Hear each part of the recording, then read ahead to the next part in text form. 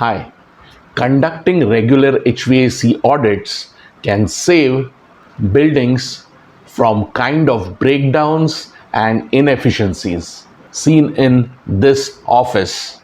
An audit looks at the system performance and highlights the problems and offers solutions to prevent bigger issues. For this bank, HVAC audits could have flagged leaking ducts, malfunctioning valves, and the lack of fresh air, all crucial for comfort and health.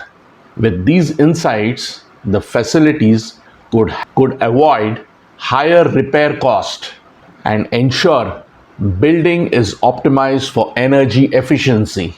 So stay tuned for my next video. We discuss on the lessons learned